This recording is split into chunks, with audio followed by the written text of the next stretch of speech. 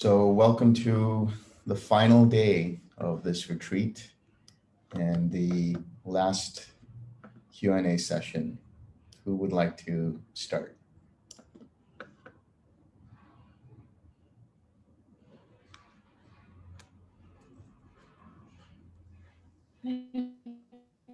Question.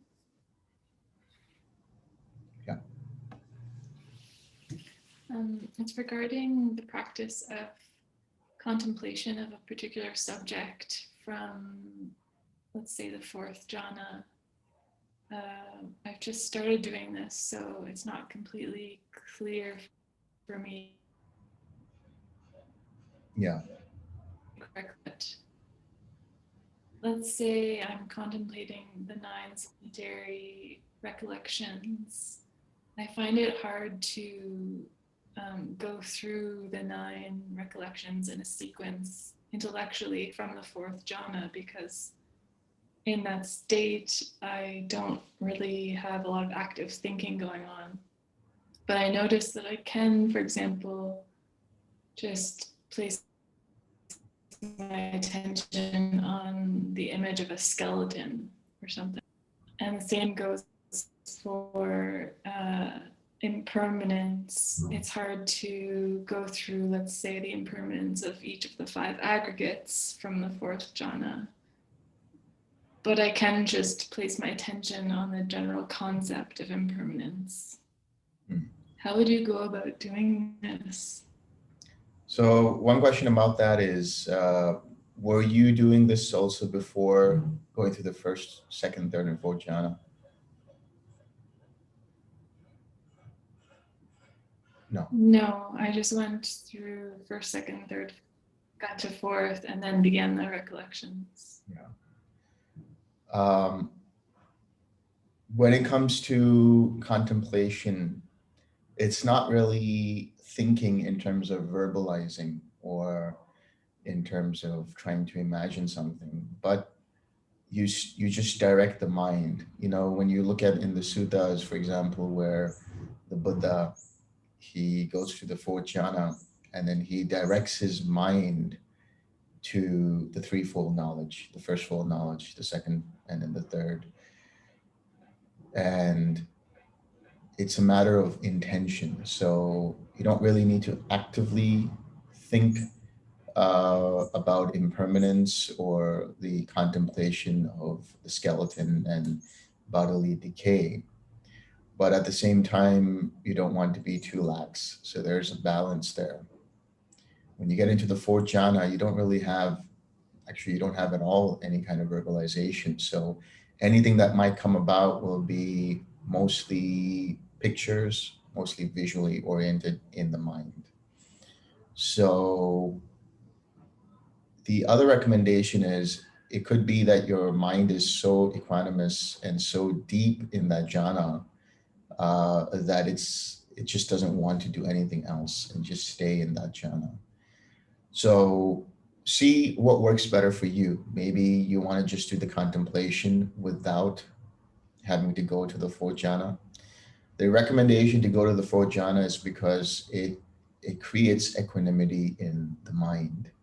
So sometimes looking at impermanence and seeing the different states of bodily decay can cause disturbance in the mind, and it can cause the mind to have aversion towards it.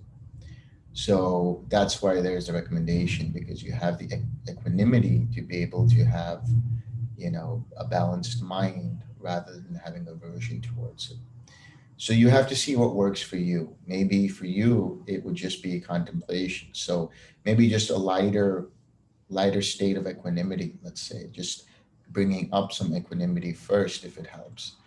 Or if your mind is just, naturally calm and collected and doesn't really require it, then you can start with just mindfulness, the contemplations as they're described in the Mindfulness Sutta, in the Satipatthana Sutta, and see if that works better for you. The goal here is not to let the mind analyze verbally or to go into proliferation. The goal here is to really understand impermanence as it arises and passes away in, let's say, in relation to the five aggregates. And understanding that all things are impermanent. I mean, there has to be a deep experience of this when you contemplate it. So it's not just analysis and reflection on a surface level. It's really seeing impermanence in every moment.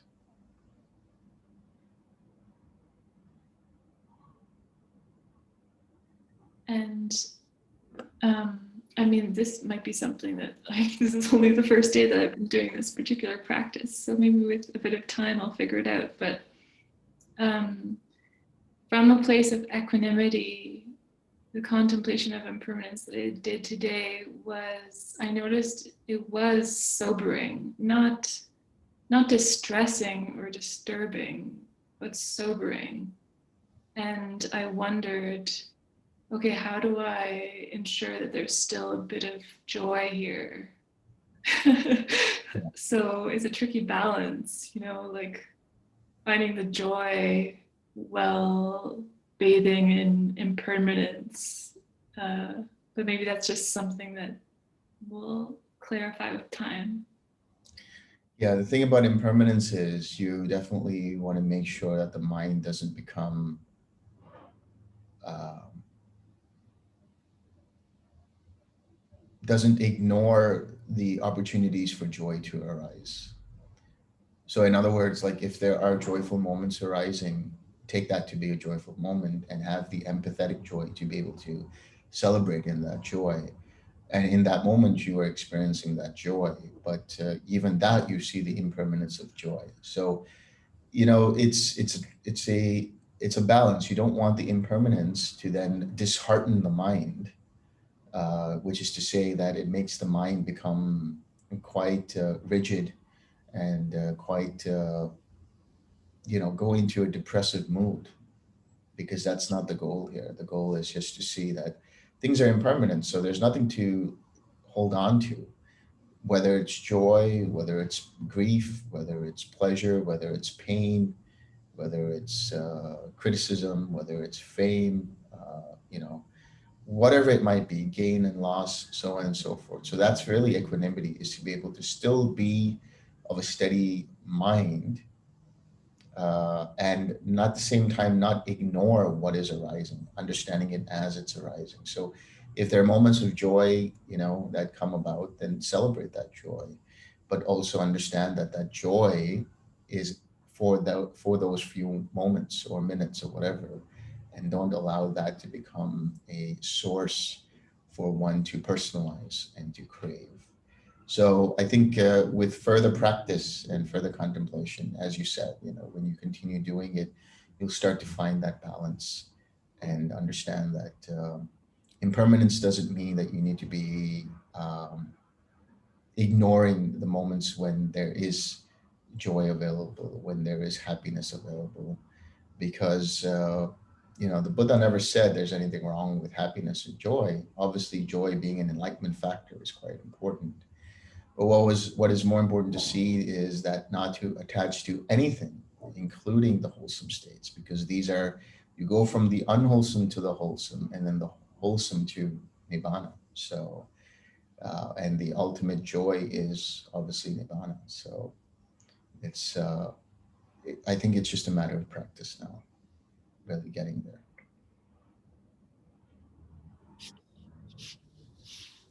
Okay, thank you.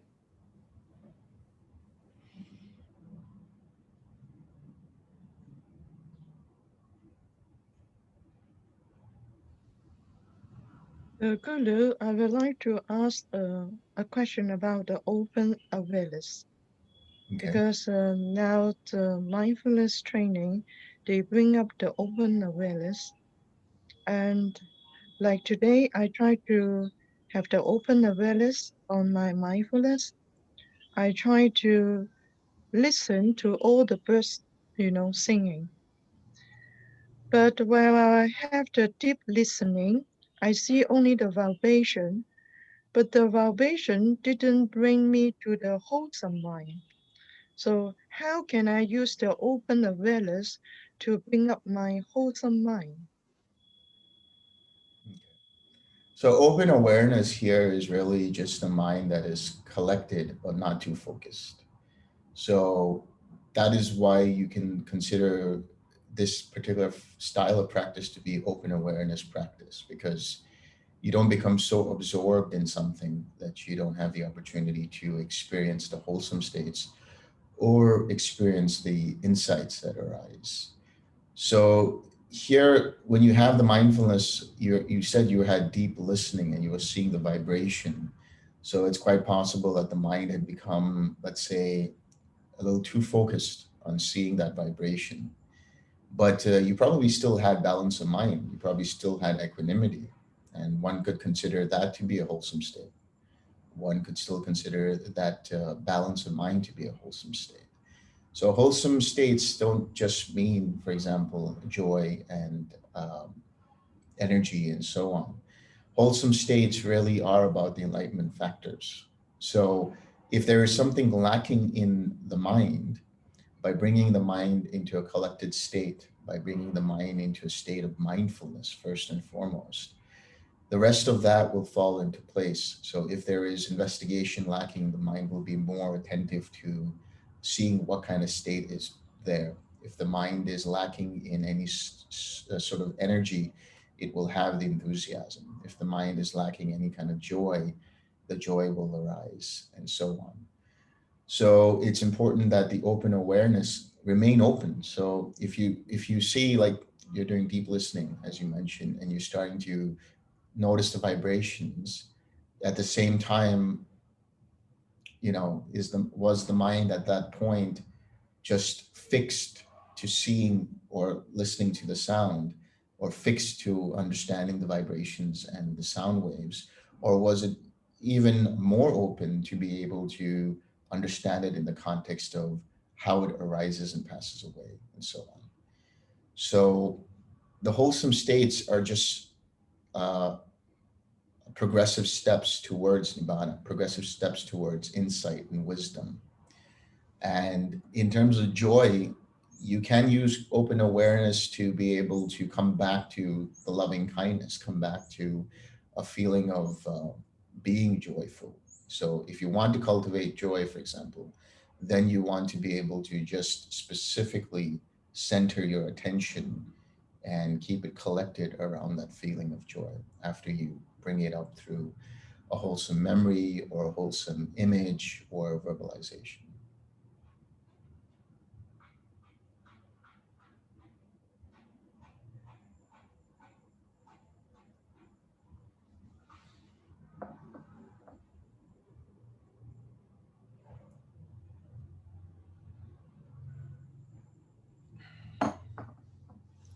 I have a question about dependent origination. Yeah.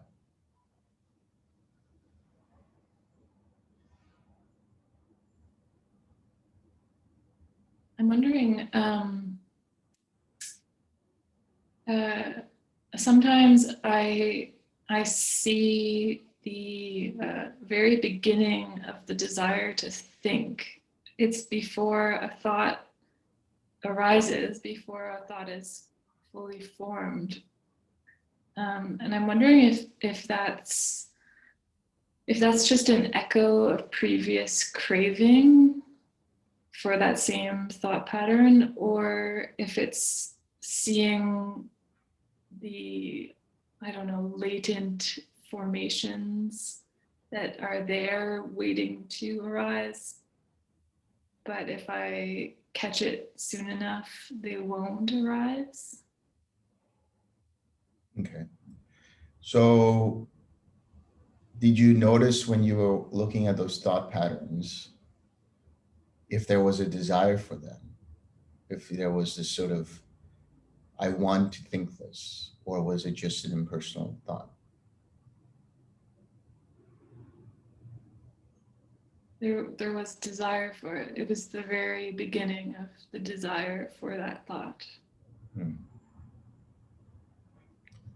So when you noticed it, what happened? It just stopped. Basically, you recognized and were mindful of it. Yeah, it stopped. Yeah, I let it go.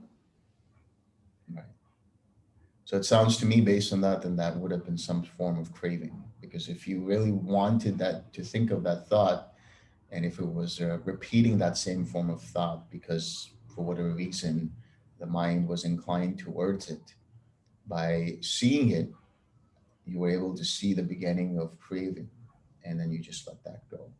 Now, if it was just a thought that was random in the sense that maybe it was just thought patterns, but there was no desire in it, there was no craving in it, then you could say that it was just seeing the beginning of another feeling arising. Because feeling doesn't just mean the five physical senses, but it can also mean thought, the object of thought, and then the thinking of that thought. So you can see the contact of mind with the mind object impersonally, and just see the thought as arising as itself. So the thought arising is the feeling that arises.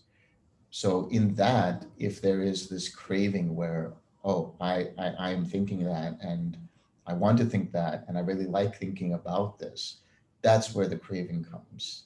So you really have to see, when you reflect on that, whether that was the case or whether it was just an impersonal flow of thoughts that just, you know, came about because of contact. And that contact was preceded by a separate contact, maybe in this other sensory context, or that there was some form of intention behind that thought. See, intention itself doesn't mean craving all the time. Intention, if it has formations that are fettered by craving, which means that there is a desire because you want to repeat that, there's a form of identifying with that desire, and hindered by ignorance, which means that one is doing this without understanding that this will cause suffering. It happens very quick. So if that happens and you don't catch it and the craving arises, but you notice it at that point, then you can just recognize it, release it, let it go, and then come back to a more neutral state of mind, more balanced state of mind. But if you notice it in the beginning where your intention, not your intention for that thought or even that action or speech, having some form of craving, some form of desire to be, desire to say that I am this or I am thinking this identification process, you catch it there and you let it go, then whatever you come about with your action, speech, or thought will be rooted in right intention. So if you notice your intentions being anything other than right intention, then you know that there is personalizing going on. Then you know that it will cause craving. Because right intention is, there are three factors for right intention.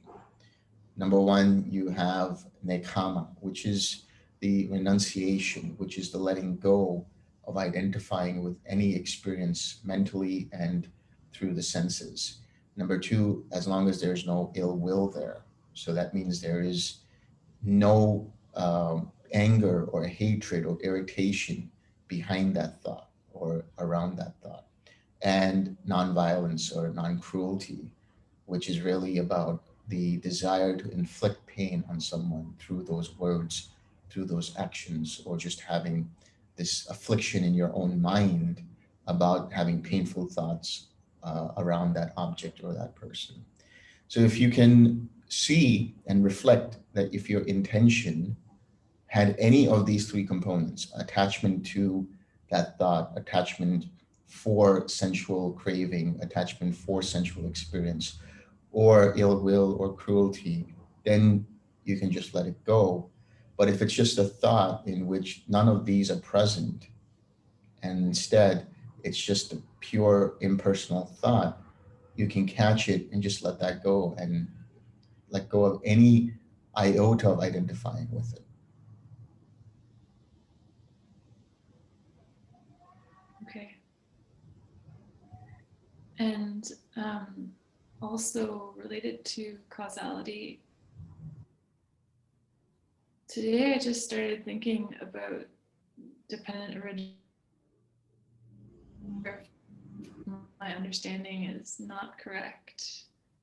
I was just thinking about formations arising because of contact. And so, you know, the typical chain that we would see: ignorance, formations, consciousness, mentality, materiality. Could you take that block of ignorance, formations, consciousness, and just superimpose that to after contact and before feeling? Like, it seems like in that chain, they're there latent, but formations, don't they really need contact to be activated? Yeah. So in the understanding of dependent origination as it is in the suttas, we understand that it starts with ignorance. And so ignorance conditions formations. Here, whether one is fully liberated or still has some time to go before they're fully liberated, there will always be contact that starts formations. The formations that are being discussed in relation to those conditioned by ignorance are fettered formations. You have sankhara, and there's another word in Pali called abhisankhara. Abhisankhara means fettered formations, formations that have a karmic influence. Generally speaking, all formations are old karma. All formations that arise are a result of old karma. And that old karma can be activated or experienced right after some action in the next succeeding moment, or it can arise eons later, lifetimes later. It just depends upon different circumstances and the strength in the formations and so on and so forth. But to simplify all of this, all formations are carriers of karma, old karma. So when there is contact, that also is old karma. So in the sense that right now you're seeing the screen, you're watching me speak, this seeing is the feeling that you're experiencing that arises through the contact. Now that contact also gives rise to the mental formations, which is the feeling and perception, which provide the mind the ability to feel and perceive, the ability to see in the case of vision, and the ability to perceive what you are seeing, in this case, watching the computer screen and seeing me speak. So this is how it is on an impersonal nature. There's nothing there where there can be craving arising. But when it is conditioned by ignorance, which is to say that abhisankhara, when it is fettered by the craving, it happens when you take personal the feeling that arises. So the next set of formations that come up when you take personal any kind of feeling and perception will cause the mind to have craving. That craving will then loop back to the next set of formations, which will strengthen the formations with that craving. In the same way as you continue to cling and then have the sense of being, those underlying tendencies will continue to strengthen the formations, the next set of formations. So really the cutoff point is at the level of feeling. Everything from formations all the way up to feeling, meaning just pure sankharas, not sankharas that are fettered by craving, although that can be included. But all of that is old karma. How you respond to it and how you take it will then determine is actually new karma. And the effects of that new karma will include or could include mental proliferation, which is the craving, clinging, and being, and then the birth of action, which can cause suffering. All of that, the effects of that is then the next set of old karma. So the formations that you experience in the next set of moments, in the next experience, is already old karma, whether they're fettered or not, but they arise because of contact. So if you really look at dependent origination, it's not, it is when you see the 12 links, there's a linear pattern in terms of the flow, but there's also these sort of loopbacks from contact, and then from clinging, and then from being. And then within that also, there's different kinds of loopbacks. So it's in each moment when you're experiencing this, depending on whether you're identifying with the feeling or not, you are always, or rather the experience is always creating the formations for the next set of experiences. So what you have to look at is at that moment of feeling, or at that moment of contact, is there a sense of self arising? Is there identification arising? Is there craving arising? Or is there ill will, annoyance, frustration, hatred, whatever you want to call it, arising?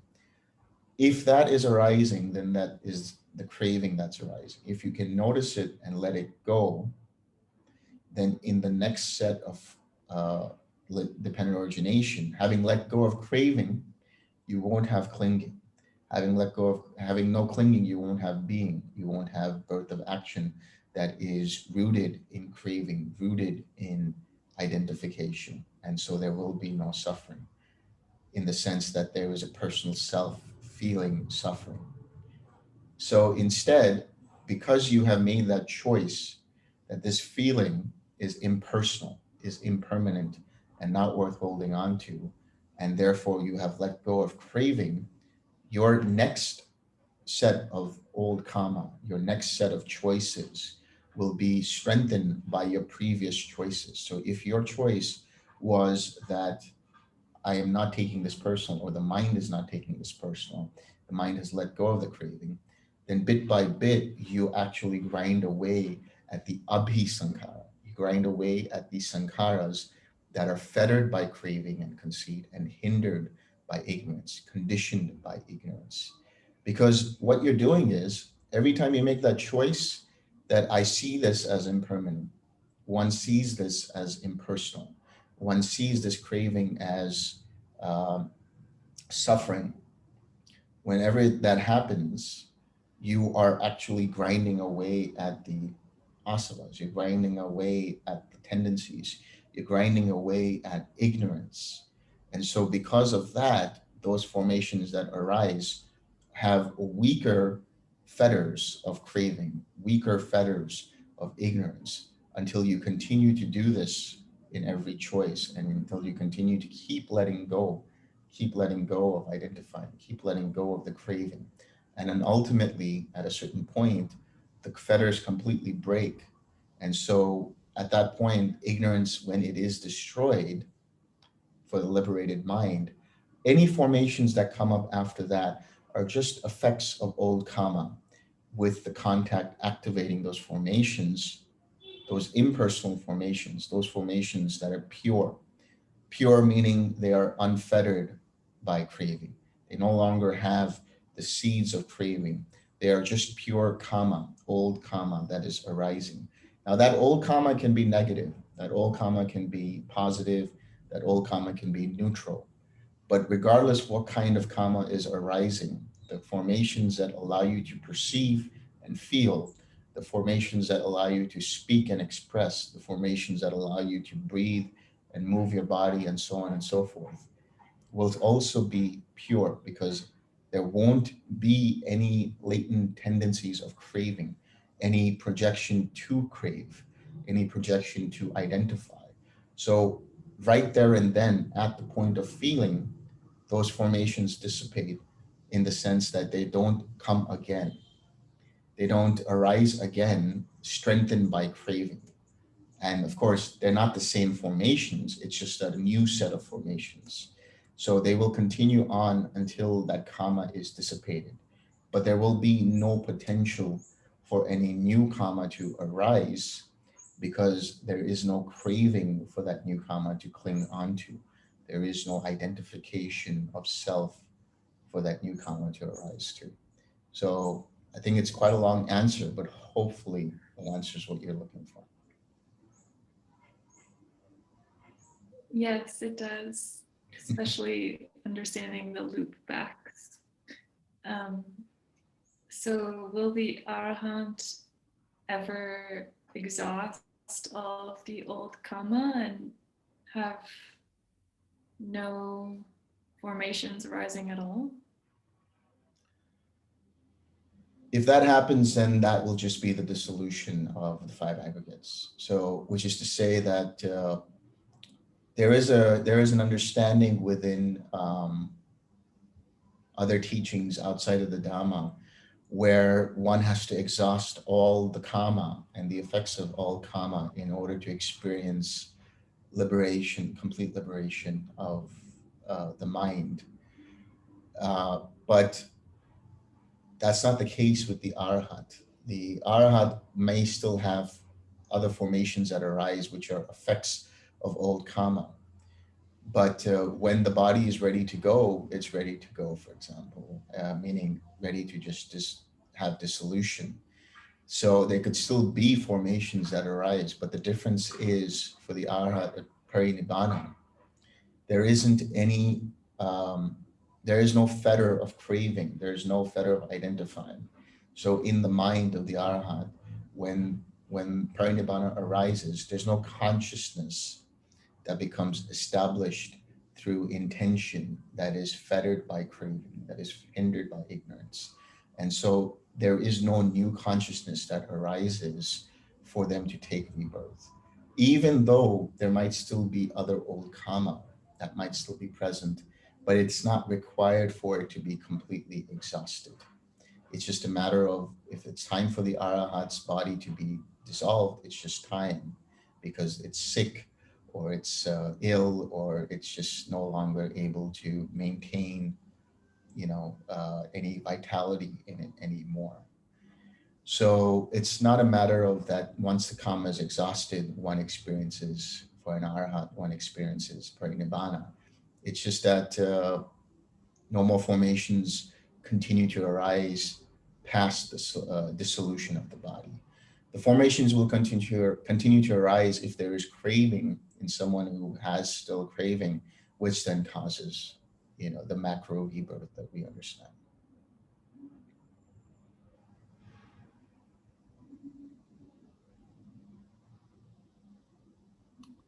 Okay, thank you.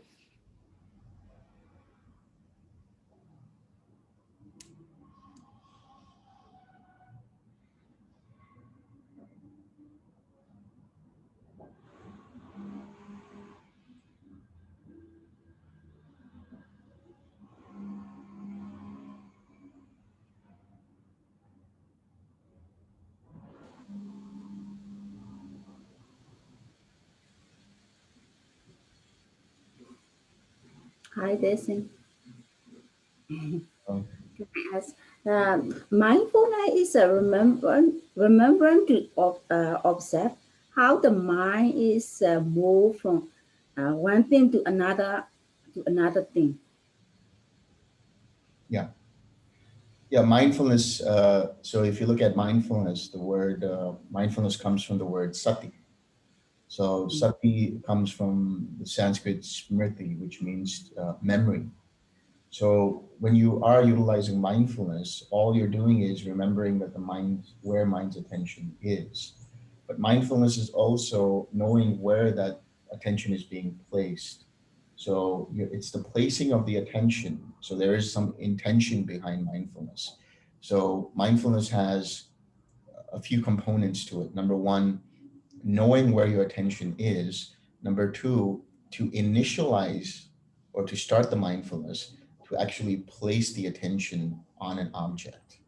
So that begins the process of having collected mind, having a mind that is unified. But mindfulness is always the beginning of that. So in the case of when you see that your mind is distracted, the seeing of the mind distracted is the mindfulness, seeing where your attention has become swayed.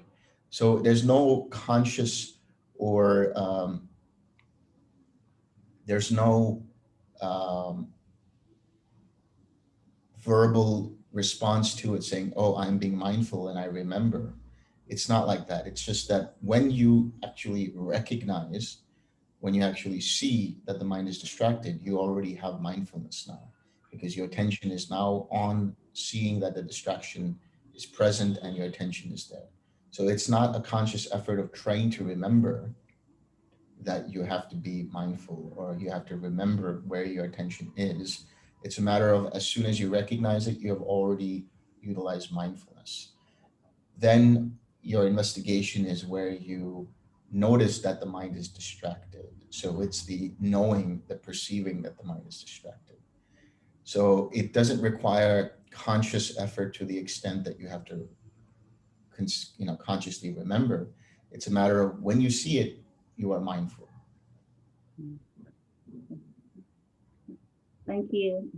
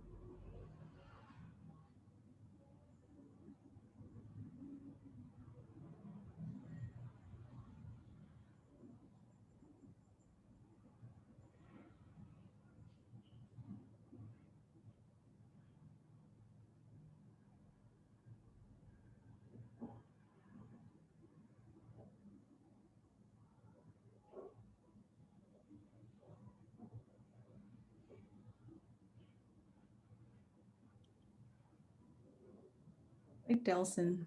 I just wanted to a little bit clarify, I think more on the vocabularies that we use, because, I always try to learn from the Pali wording. So like with the English, and like volitions and intentions, are they interchange using? It's a Pali word, what I'm understanding, it's a Chetana. Is Chaitanya. that true? Yeah. Yes. Okay. Yes. Intention and volition is one and the same. It's synonymous, so it can have the same meaning. And it arises from the word Chaitana in Pali. Yeah. Okay. So most of the time, like it's like these days, I'm trying, um, even not even in a formal setting, like doing something and stuff. Mindfulness is always there. Well, almost, especially um, not appropriate thoughts these days. There's a little bit of agitations, because of watching news and things like that. Then notice it right away, but it's a little bit harder to notice when it's a nicer thoughts, than not as much as I guess maybe because of the fear.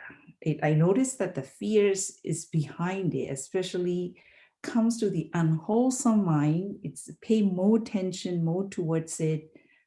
Oh no, like, why am I thinking that?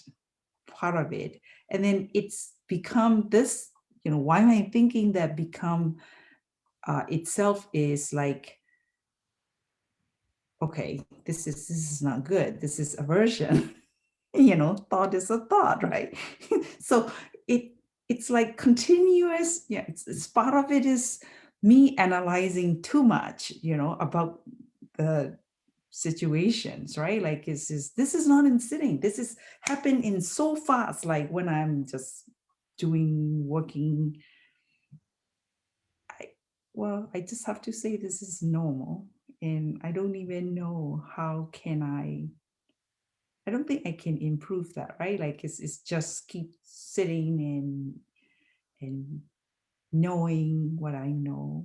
And so time to time, I know that there's nothing behind the knowing. I'm trying to dig what is it that knowing, just like our Venerable Ovasa said the other day, the something is watching. So I'm trying to find this something. What is it that watching? What is it that knowing? Nothing is knowing, like it's all of these pieces are, it's to me, it's like a floating, but sometimes some of the, like, for example, the volition, mindfulness, they are trying to work together. It's very intriguing. Yeah. And am I thinking too much? Maybe. No, you have a lot of good questions in what you said, and we'll take it bit by bit. So number one, all thinking is rooted in the past, even thoughts of the future. Now, let's really dig deep into this to understand it. When I say that all thinking is rooted in the past, because, and this is something that I'm borrowing from Kuhn, because he had a really interesting statement about this. Can you think your next thought? Like, do you know what your next thought is going to be? Right? You can't. You just, all thought comes from the past. Even thoughts about the future arise because of a cycle, and it's coming from just like a microsecond ago. So what you have to notice is all that is happening in the past in relation to this. It harkens back to what we had an earlier discussion on old karma. So whatever your thoughts are, good, bad, indifferent, wholesome, unwholesome, neutral, whatever kind of thoughts they are all old karma. So this is why when you are doing the meditation practice, any hindrance that arises, it has arisen because of an action that you have taken in the past, whether it's in the recent past, the distant past, or even more distant than that. So your thought processes that are arising in that moment are not arising because you want them. Because if you wanted them, they wouldn't be there. So number one, that's impersonal. So number two, those thoughts are effects. Now, how you choose to perceive those thoughts will then determine your mind or the state of your mind. So if you just watch these thoughts as being impersonal, it's like, watching the sky, and you start to see clouds go by, right? And sometimes there are very large clouds, and sometimes there are very dark clouds, and sometimes there are very wispy clouds, and sometimes there's no clouds at all. And there's just this knowing that the mind is, free of thoughts. But even that knowing that the mind is free of thoughts is also a thought that is conditioned by that knowledge, by that mindfulness. So what I'm basically saying is, don't give so much importance to your thoughts at all. Don't give any importance to your thoughts, wholesome, unwholesome, whatever they may be. Just have the understanding that when these thoughts arise, they are not me, they are not mine, they're not myself. They arise in that moment. If they are unwholesome, have the equanimity to say, it's unwholesome. I'm letting it go. I'm relaxing the mind, having relaxed the tension from that. And I'm coming back to a more balanced state of mind. If they are wholesome, that wholesome thought is not me. That wholesome thought is not mine. It's not myself. It's just a thought that's happening right now. Now, when you understand this, then you just let go of just seeing the thoughts as they are. They're just impersonal thoughts that are arising because of contact with the mind and the mind object and these thinking process. And then the thinking process is available to you as feeling and perception through your mental formations. So all of this is just impersonal. Now, this idea of the knower, the knowing behind these thoughts, it is, if that's the case, if there is a knower behind these thoughts, there is a knower attached to one thought, and there's a knower attached to another thought, and there's a knower attached to another thought. So this consciousness that arises is dependent on one thought. It's not the same consciousness that is seeing all thoughts. Try it right now. Try it right now. Think about the color green separately, and think about a giraffe separately. I'm not saying to think about a green giraffe I'm telling you to think about the color green separately, and trying to think about the color the giraffe separately. Can you do it? No. No, because the mind thinks one thought at a time. Even True. though it happens very fast, it thinks only one thought at a time. So that consciousness that is knowing is tied to just that one thought. Because it is flowing, or it looks like it's flowing, it seems like there's just one knower behind all thoughts. Right. Right.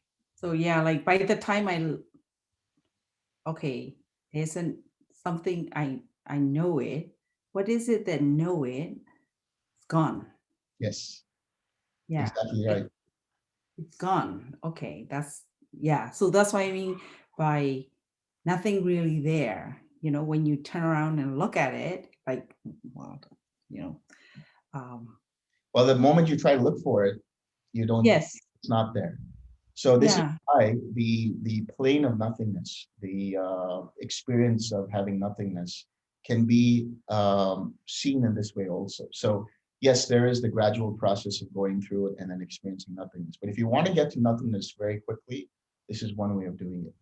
Trying to notice what is there behind the thought or behind the knower, and there's nothing there, and then immediately the mind settles into that nothingness, and yeah. you need to watch that nothingness. But then what is that knowledge that there's nothing there? Or who is the knower that knows that there's nothing there?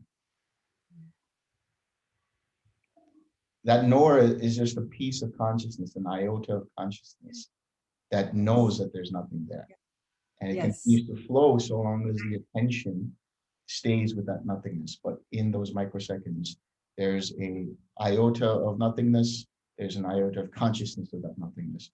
In the next microsecond, there's an iota of consciousness, and there's an iota of nothingness.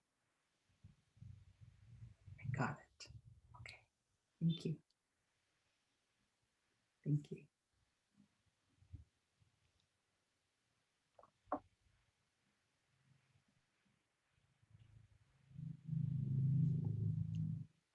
This is kind of a fanciful question, but I'm just from the conversation, I'm wondering, do you think a young child could be taught to view their thoughts as sensations, just as if they were to touch something fuzzy?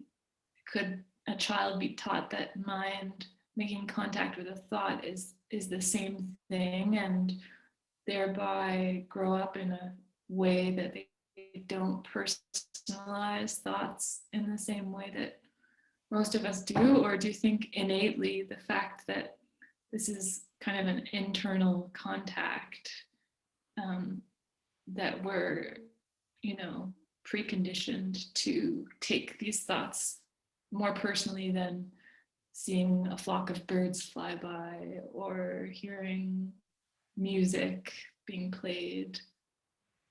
Yeah.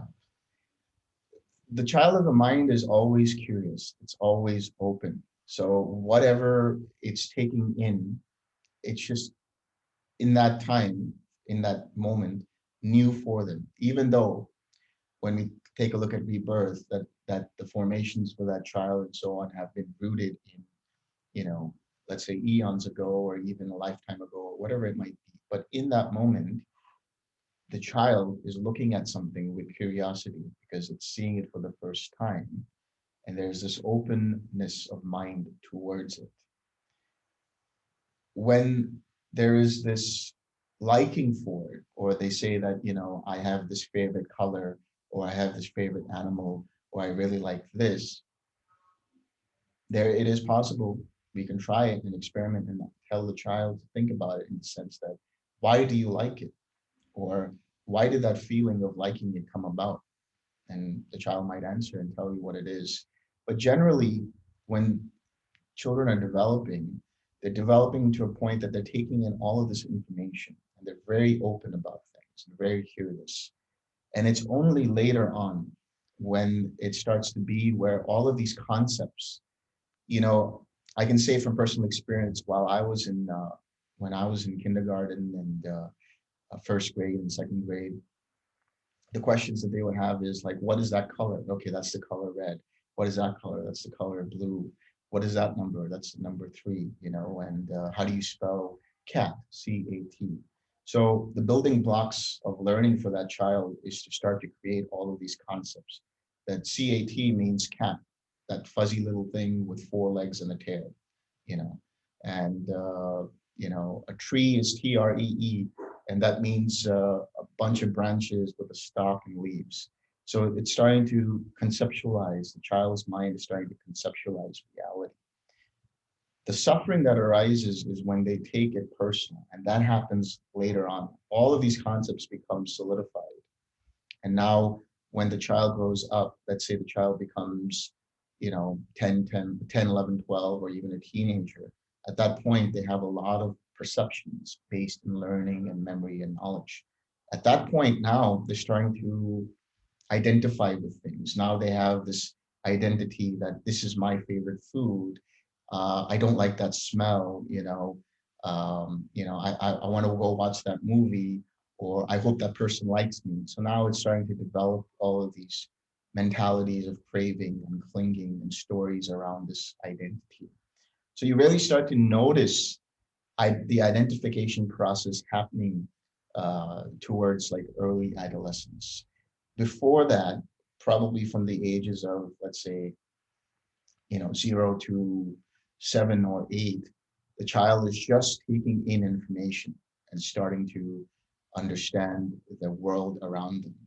That's why it's very important in those years to make sure that the child has a wholesome upbringing, because everything that you start to experience in those age throughout that period of time becomes these deep rooted memories that then create the way that you behave in the world. So if a child has had love and kindness and care and compassion, they will be naturally seeing the world as caring and compassionate and so on. And so it'll be difficult for them to not see the world as caring and compassionate, even if somebody else comes in their way and starts to behave in an unwholesome manner. Instead, they will have empathy towards them and try to make them feel better. Likewise, if a child has had an unwholesome upbringing and they only know pain and suffering, no matter how much you try to give them love, in at a later stage in life, it just is difficult for them to accept that love. That is why it's so important in those first 7, 8 years to really allow the child to be naturally compassionate, to be naturally curious, to be naturally uh, inquisitive, because the inquisitive nature of a child can definitely be sort of redirected towards wisdom, can be redirected towards seeing the Dhamma and things like that. But it only makes more sense when they start to see the craving. Before that, they don't really have an understanding too much about craving. It's just that I want this, I really like this, why do you like this? I just like it, I don't know why I like it, I just like it. This is my favorite color. I just like it because it looks green and I want it. So, but it can differ child to child, of course. But it would be an interesting, let's say, an interesting experiment to have a school where you have children who are starting to experience these different emotions and these different links of divine origination, and just allow their inquisitiveness to look into it deeply enough. And if it's possible, it would be a wonderful thing.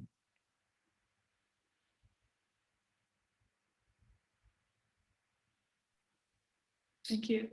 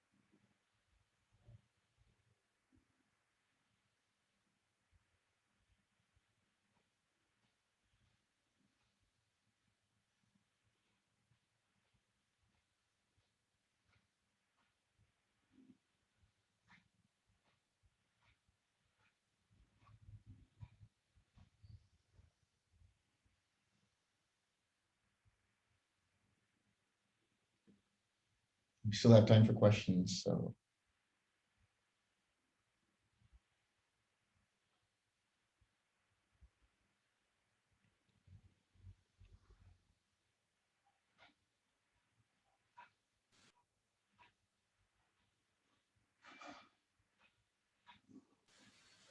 Hi, Delson. Now I'm doing the walking meditation about 2 days. So yeah, it's awareness to the mood at the every part of the body, and then noticing the sensation at the walking every each step of. Yeah, this is the kind of walking meditation that you're describing is really more vipassana based. Here, the walking is just normal walking. You're not really paying attention to the walking itself. You can just walk at a brisk pace. You can walk at a slow pace.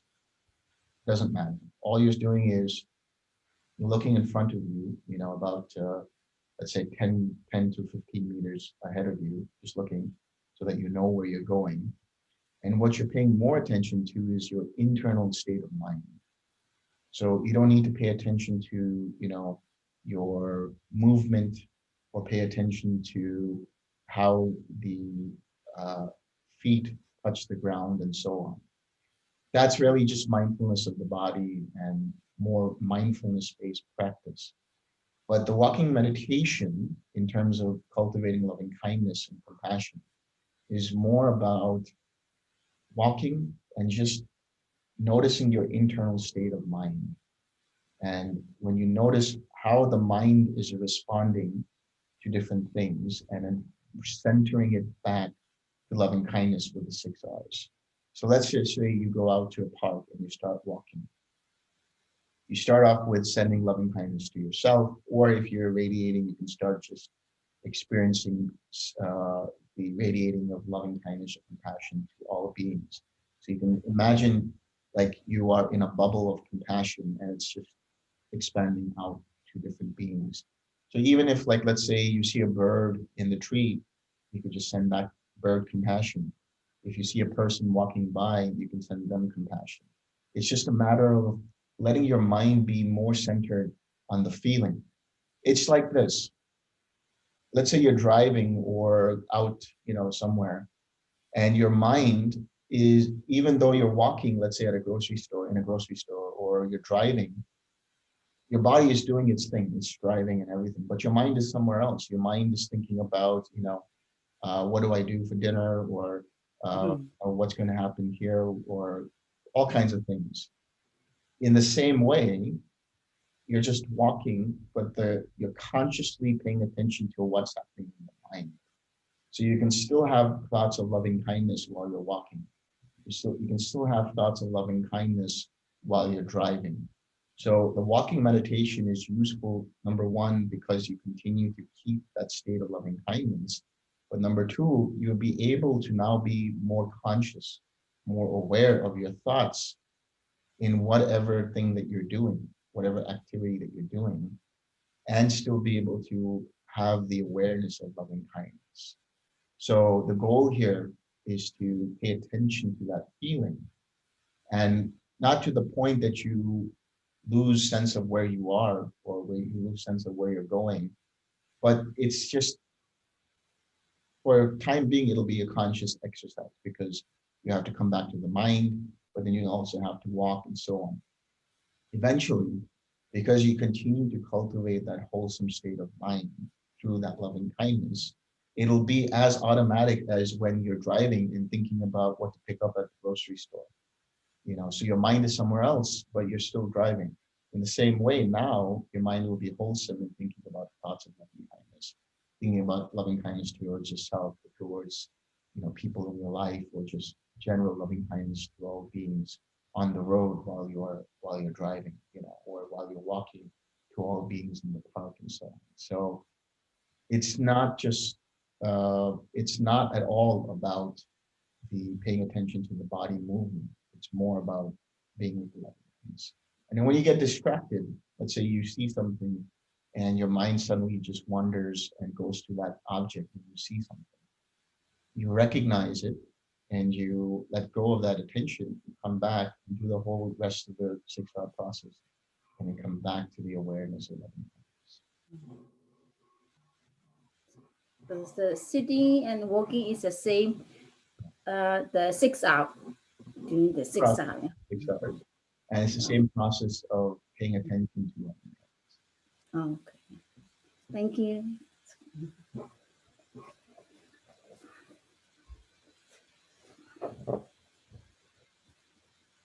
We will wait for a few seconds to see if anybody has any more questions.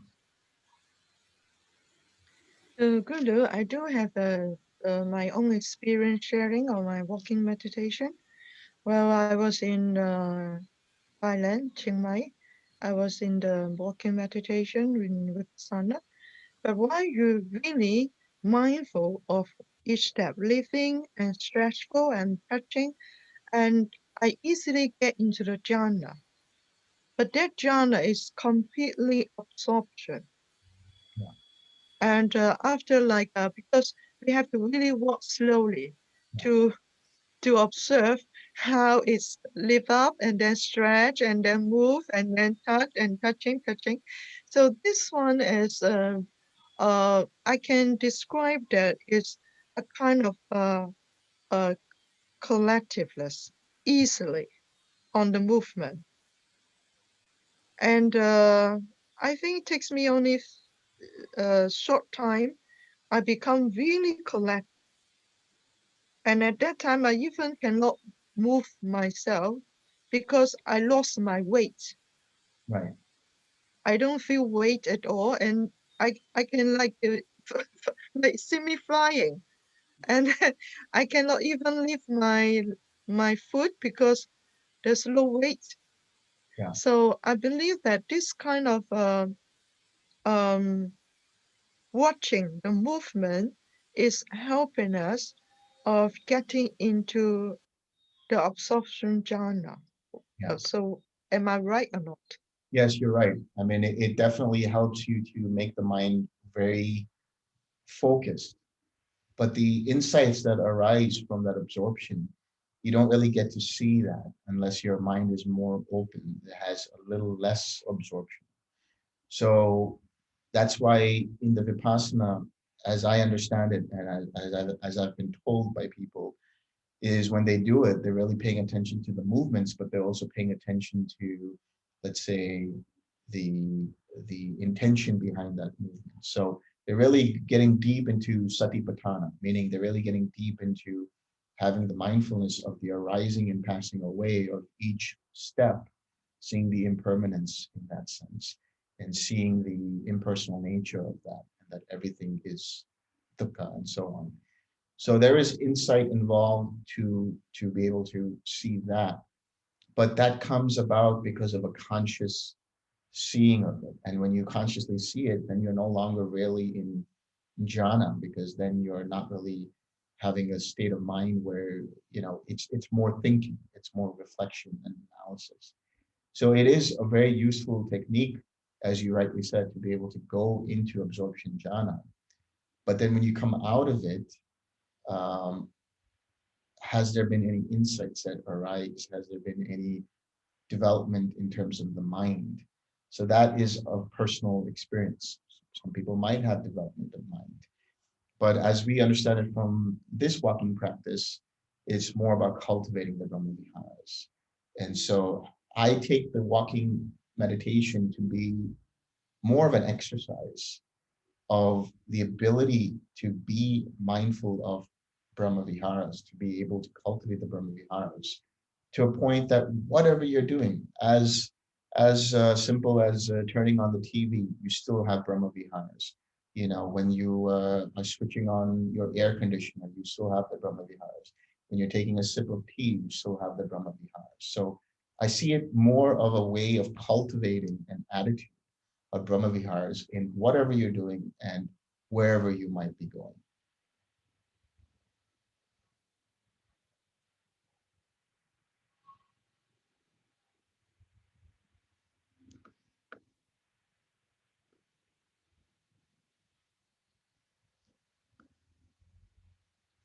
Okay, so before we share some merit, I definitely want to acknowledge Kin for being able to be the person who's been the point of contact for the emails and, of course, organizing all of that. And, of course, Kuhn, who's continuing to support the retreats and through Suttavada. So thank you very much, Kin. Thank you to Kuhn and Suttavada. Thank you, Kin. Oh, very welcome. And it's a thank you for the opportunity. And Delson, thank you so much for your teaching.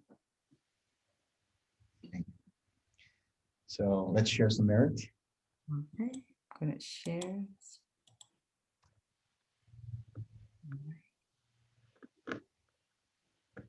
May sufferers ones be suffering free, and the fear-struck fearless be. May the grieving shed all grief, and may all beings find relief. May all beings share this merit that we have thus acquired for the acquisitions of all kinds of happiness. May beings inhabiting space and earth, devas and nagas of mighty power, share these merits of ours. May they long protect the Buddha's dispensation. Sādhu, Sādhu, Sādhu.